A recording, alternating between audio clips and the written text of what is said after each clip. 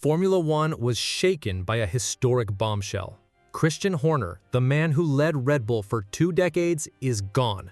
Yes, the man who turned a team once mocked as an energy drink marketing project into a world-dominating empire with 14 titles and more than 120 wins was suddenly told his era was over. Even he didn't see it coming. The decision came right after the British Grand Prix.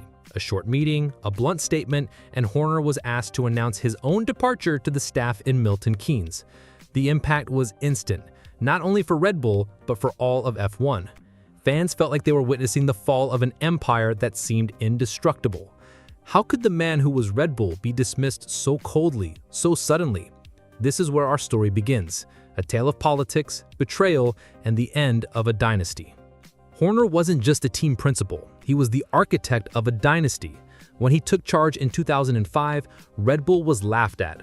Within 5 years, Sebastian Vettel delivered 4 straight world titles, 2010, 2013. Years later, Max Verstappen repeated the feat under Horner's leadership, ushering in a new golden era, 2021 to 2023. Horner became the public face of Red Bull, combining charisma, political sharpness, and a flair for controversy. He was always ready to take on the FIA, rival bosses, and the media to protect his drivers and his team. To many fans, Red Bull and Horner were inseparable. The idea of one existing without the other was unthinkable, and yet here we are, watching that very separation happen in real time. The downfall didn't happen overnight. It was built slowly. After the death of Dietrich Mateschitz, Red Bull's co-founder, in 2022, the team's power structure shifted. Before, Horner and Helmut Marko enjoyed nearly complete freedom. After, Red Bull's parent company tightened control, demanding reports, questioning decisions, and applying corporate pressure. In this environment, new enemies emerged, chief among them, Jos Verstappen, Max's father. He clashed repeatedly with Horner, accusing him of hoarding too much power. Public criticism, private feuds, and political battles followed. For the first time, Horner was no longer untouchable. The once unified empire was splitting from the inside. In 2024, Horner was rocked by a misconduct allegation. An independent investigation cleared him, but the damage was done. The media storm dragged his name through the mud, and even though he survived, his image was never the same. He went from being the untouchable king of Red Bull to a man visibly weakened. His rivals smelled blood. For the first time, Horner looked like someone who could actually be removed.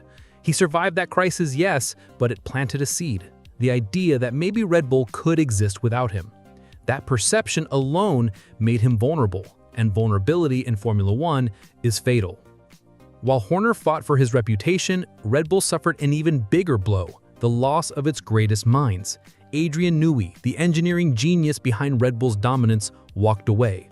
Sporting director Jonathan Wheatley left. Senior engineers like Rob Marshall defected to McLaren. Suddenly, the brain trust that had made Red Bull unbeatable was gone.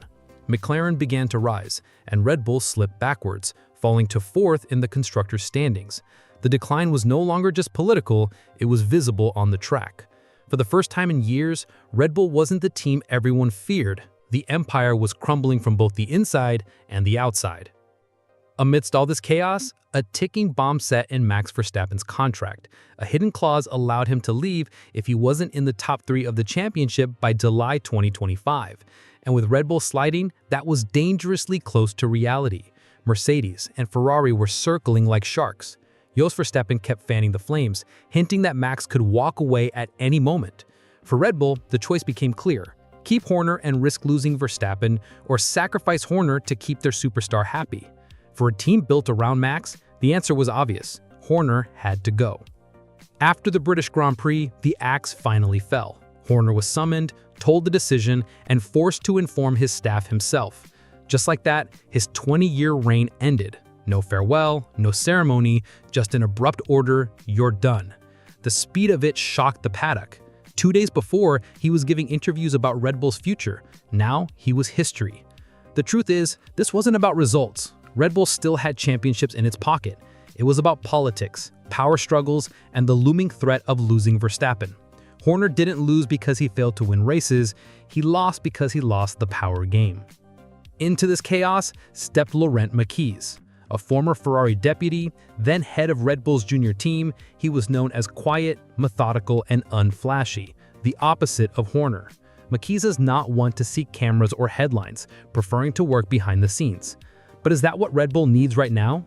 He inherits not just a struggling team, but also a fractured organization, a restless star driver, and massive pressure to perform. Makiz may have been the safe choice, but was he the right choice? Or is he just a temporary figure, a placeholder until Red Bull finds its true savior? With Horner gone, the biggest question is, now what? Can Red Bull survive this storm? Or are we about to watch another giant fall like Williams did after Adrian Newey left in the 1990s? Or like Ferrari, which never regained its Schumacher-era dominance after John Todd left? Without Horner, without Newey, with Verstappen tempted by rivals, Red Bull's once unstoppable machine looks vulnerable. Could the team be sold entirely, dismissed by its corporate parent as just another marketing project that has already served its purpose? The future of Red Bull is as uncertain as ever. In the end, the question remains, who really loses more here? Red Bull without the man who built its DNA, or Horner without the team that gave him fame and power? And what happens if Verstappen decides to walk away too? Horner may yet resurface, Cadillac, Audi, or even Alpine could come calling, but Red Bull risks losing its soul, its identity, and possibly its place at the top of Formula One. Are we witnessing the end of an empire or the rebirth of one under new leadership? Only time will tell, but one thing is certain.